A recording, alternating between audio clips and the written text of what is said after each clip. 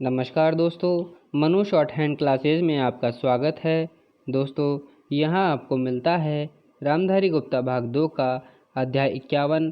दोस्तों, इस डिक्टेशन की आउटलाइन और पीडीएफ के लिए हमारा टेलीग्राम चैनल ज्वाइन करें। डिक्टेशन शुरू होगी 3 सेकंड बाद। महोदय, मैं यहाँ यह भी कहना चाहूँगा कि स्थिरता का अर्थ गलती से जड़ता नहीं समझ लिया जाना चाहिए। सुधारों के मूल में यह बात समझनी होती है कि परिवर्तन आवश्यक है। भारत में स्वतंत्रता प्राप्ति के बाद से हम जिन आर्थिक नीतियों पर चले उसे हम विकास के ऐसे सोपान पर पहुंच गए हैं कि जिससे 2001 तक हमारा काम अच्छी तरह चलता रहा। इससे पहले भी परिवर्तन की आवश्यकता अनुभव की गई थी और 80 के दशक के अंत में परिवर्तन शुरू भी किए गए थे। 1990-91 के संकट से तो इस प्रक्रिया में तेजी आ गई। अपनी पिछली नीति में हमें जो सफलताएं मिली थी, ये सुधार उसी पर आधारित थे। यदि हम 1991 के नियमों को दूर कर सकें और उदारीकरण को जारी कर सके तो इसका कारण यह था कि प्रधानमंत्री के द्वारा बुद्धिमत्तापूर्ण मार्गदर्शन में स्वतंत्रता प्राप्ति के बाद से हमारी अर्थव्यवस्था के विभिन्न क्षेत्रों ने प्रगति करके एक आंतरिक शक्ति प्राप्त कर ली थी। उनका घोषणा पत्र पार्टी का 1991 का घोषणा पत्र इस बात का स्पष्ट और बिल्कुल सही द्योतक है कि क्या आने वाला है। कृषि में अपनी प्रगति के फलस्वरूप हम आत्मनिर्भर हो गए थे।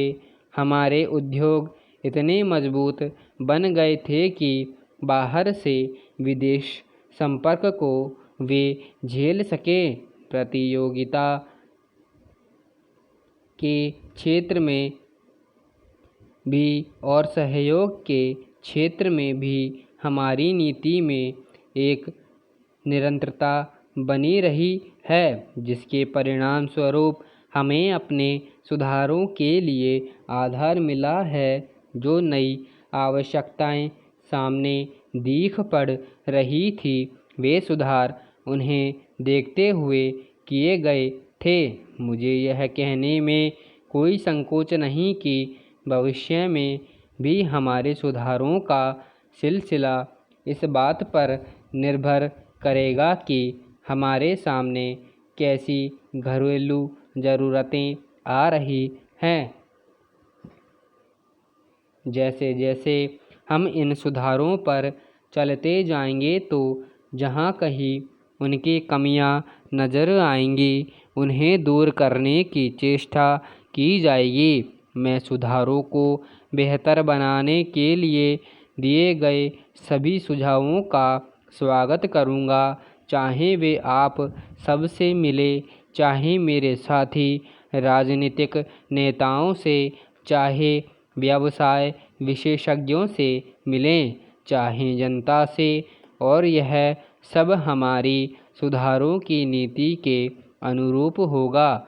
और वास्तव में तो यह उस नीति को मजबूत बनाएगा। कभी उस नीति को परिशुद्ध करने पर जोर देकर और कभी उसमें मानव हित पर ध्यान देकर। और ये दोनों पहले दिन से ही हमारी नीति का एक भाग थे। इस संबंध में मैं हाल में उस वाद विवाद की चर्चा करना चाहूँगा जिसमें सुधारों की आलोचना की गई है। यह कहा गया है कि नई नीतियों से जनता के अपेक्षाकृत गरीब वर्गों को कोई लाभ नहीं हुआ।